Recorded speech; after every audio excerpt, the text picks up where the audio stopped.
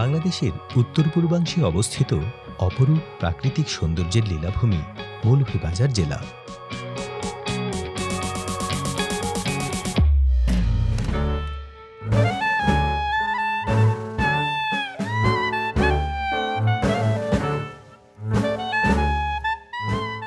নয়নাভিরাম প্রাকৃতিক সৌন্দর্য, সমৃদ্ধ ইতিহাস ঐতিহ্য, বৈচিত্র্যপূর্ণ সংস্কৃতি, দৃষ্টিনন্দন জীবনাচার ধারণ করে পথ চলা এই জনপদের মানুষের।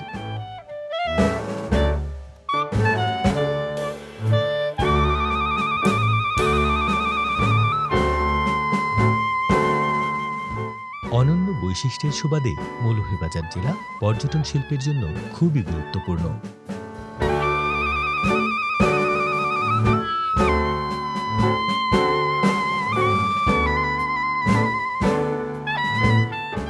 এখানে রয়েছে বৈচিত্র্যময় পরিবেশ, দৃষ্টিনন্দন চা বাগান ও মূল্যবান প্রাকৃতিক সম্পদ।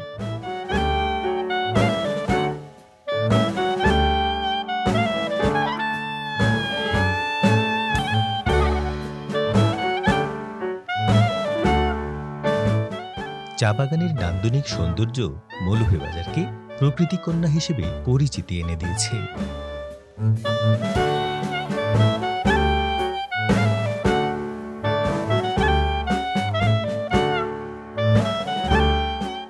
সুপ্রাচীন সভ্যতার অনন্য বৈশিষ্ট্যে লালিত এই জনপদের রয়েছে গৌরবজনক অধ্যায়।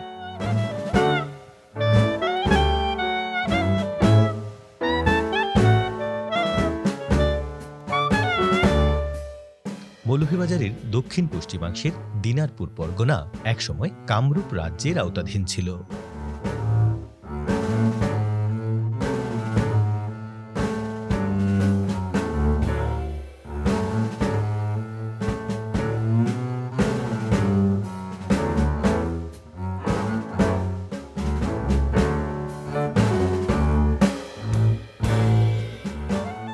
ইতিহাসের সাক্ষ্য কুরুক্ষেত্রের যুদ্ধেও মৌলভীবাজারের তৎকালীন জনগণ অংশগ্রহণ করেছিলেন।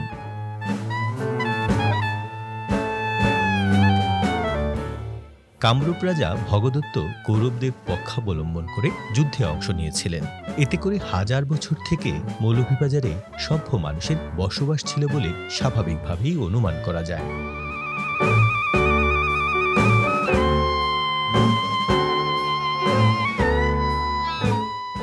বৈদিক যুগে কমলগঞ্জের হুমের জানে যজ্ঞ হয়েছিল।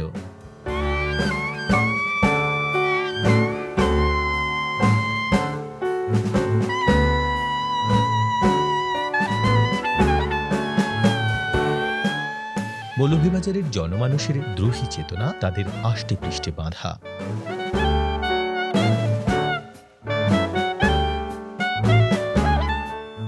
মৌলভীবাজার কখনো বাংলা আবার কখনো বা আসামের সাথে সংযুক্ত ও বিযুক্ত হয়।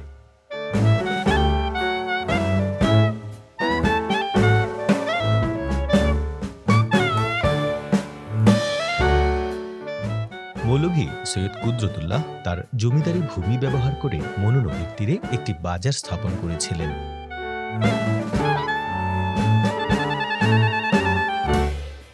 কথিত আছে মৌলভী সৈয়দ কুদরতুল্লাহ মনু নদীর তীরে 1810 খ্রিস্টাব্দে যে বাজার প্রতিষ্ঠা করেছিলেন সেই বাজারটি কালক্রমে প্রসিদ্ধি লাভ করে।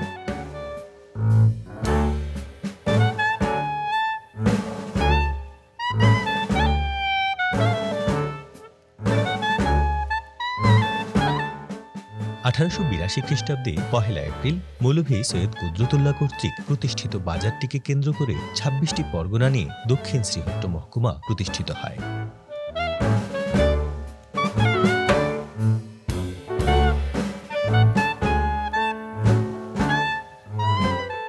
1860 খ্রিস্টাব্দে দক্ষিণ শ্রীহট্ট বা সাউথ সিলেট নামের বদলে এ মহকুমার নাম মৌলভীবাজার রাখা হয়।